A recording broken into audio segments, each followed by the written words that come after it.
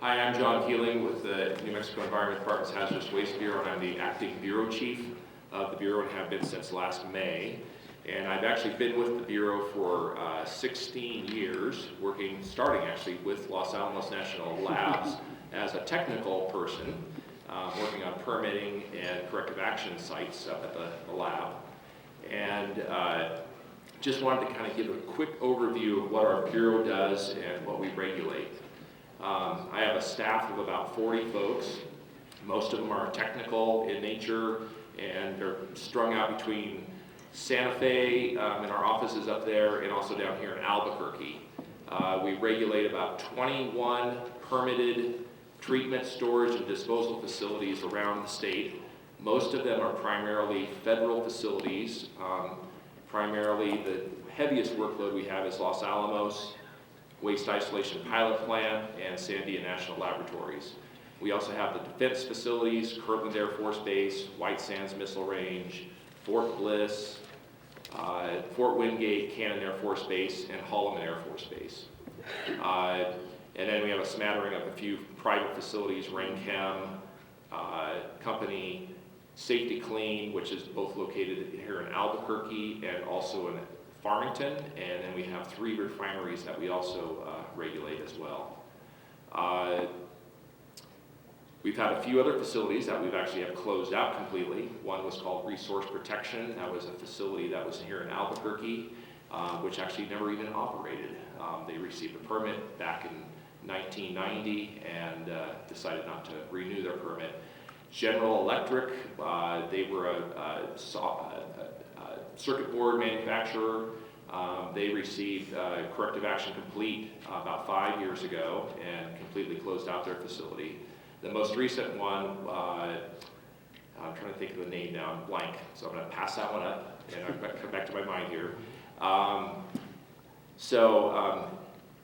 There's a number of activities that we work on, and I wanted to kind of get in the regulatory framework here now, and there's been a lot of misconstrued, I guess, or misunderstanding as to what we regulate. And we can talk about this in future too, more detail, if you'd like to have a presentation. We regulate hazardous waste only.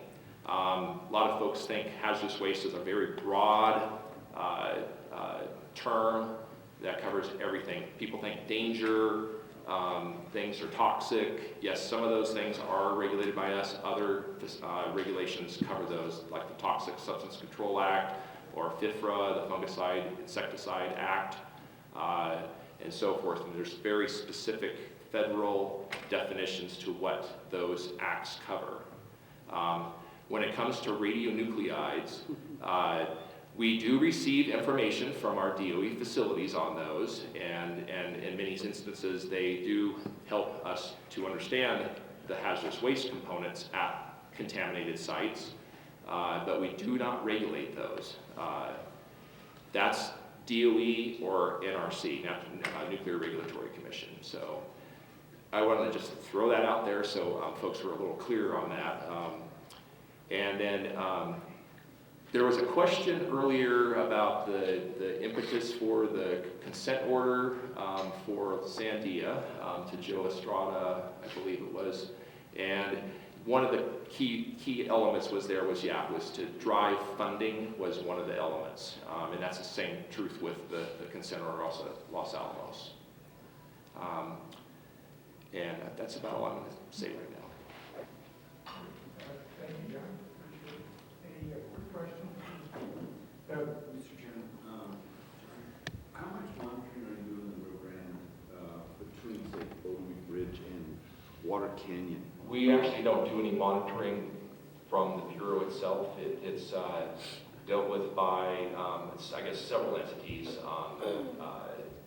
The Oversight Bureau, the DOE Oversight Bureau, Tom Skibitsky's actually here. He's the chief of the Oversight Bureau, and he can maybe talk a little bit to that. I know that USGS has done monitoring, and some of the, I think even the soil conservation, and actually I'll just let Tom talk about it because he's actually much more aware of the activities. Primarily what we do as the Hazardous Waste Bureau is receive information and verify the information that's provided to us by the regulated entities. And so We typically do not go out and monitor pretty much any media. Really don't have a budget for that. EPA sometimes comes out. Rich Merrick can also talk to that effect too. The Surface Water Bureau, monitor some of that? I believe they do. Yeah. From NE? Yeah. The second question, you sent a lot of data about 8 million gallons jet fuel that was deposited at Kirtland Air Force Base. What is NED looking at to monitor that and make sure that the public downstream is Right. addressed with that concern? Okay, right now, we are actually in a characterization phase of that, the investigation to determine where the plume is. There's actually been considerable wells put in. 78 monitoring wells have been put in approximately in the last year by Kirkland out in the neighborhoods leading from the base north. And they also have put in recently 2 soil vapor extraction wells, which they're going to be putting basically a furnace on it to suck the vapors out of the battle zone. And there's still, we still have further characterization work to get additional wells in. There's some gaps out to the northeast area of the plume that we don't have control on yet. And so it's continuation of further investigation right now. Great, thank you. Joe, did you have a quick question? No, I was also going to ask about the jet fuel. Okay, all right, great. Thank you, Joe. Appreciate that. And, last question. Thank you. You mentioned that you don't have control, and yet it's been several years. Why don't we have control? The Hazardous Waste Bureau, which I work for, we just took this project over about less than 2 years ago. And we actually put very strict and strong letters out to the Air Force Base to get them to do characterization work. And it took them a few months to get the contract in place, and they've actually obligated $50 million towards this project. So that's considerable, and it's received attention at the national, from the Pentagon, actually. So getting characterization done, what is the ETA that they've given back to you on objectives for timelines? To Right get this now, under control? to get it under control, it's further characterization right now. That's all we can say right So now. there's no definitive timeline or No, at all? no. They're doing some interim measures. That's unacceptable to me Yeah. on being on the Citizens Advisory There. Board from the Air Force NMED to accept that there's no timeline, no benchmarks whatsoever, and it's been going on for how many years? Whether a new contract just came in or an old contract has been